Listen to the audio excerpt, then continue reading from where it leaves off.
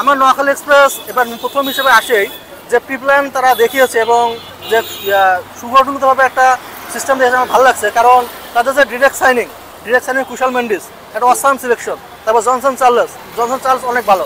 এবং কুশাল মেন্ডিসের দিকে যে আমরা তাকাই সে শ্রীলঙ্কা টিমকে একাই টানতেছে, সেদিক থেকে কুশাল মেন্ডিস আমার মতে এটা অনেক ভালো একটা সিলেকশন ছিল।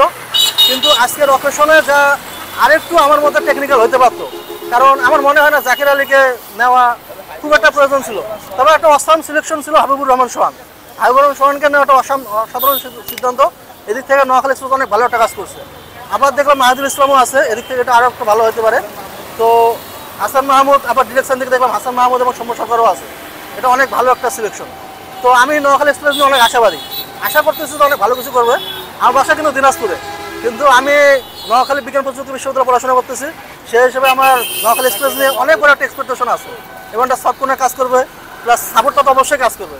এবং নোয়াখালী এক্সপ্রেস যেহেতু বিপিএল বা প্রথমভাবে আসলে আমি আশা করবো যে তারা তাদের পারফরমেন্স এবং তাদের যে প্রফেশনালিজম সেই প্রফেশনালিজমটা মেনটেন করবে। এবং ভবিষ্যতে আমরা দেখি যে বিপিএলের একটা ফ্র্যাঞ্চাইজি আসলে সেটা কন্টিনিউ করতে পারে না, কিছুদিন চায় তারপর ফ্র্যাঞ্চাইজি আবার চেঞ্জ হয়ে যায়, অন্য মালিক আসে।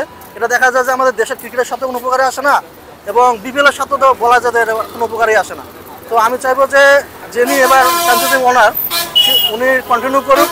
এবং নোয়াখালীবাসী অনেক এক্সপেকটেশন, অনেক দিনের চাহিদা ছিল নোয়াখালী এক্সপ্রেস দল একটা বিপিএল টিমে আসবে এবং নোয়াখালীবাসী আমি চাইবো অনেক সাপোর্ট দিবে এবং বিপিএল একটা ভালো কিছু করবে এবং রংপুর রাইডার্স অথবা নোয়াখালী এক্সপ্রেস দুই দলের মধ্যে যে কোনো একটা দলকে আমি চ্যাম্পিয়ন হিসেবে দেখতে চাই।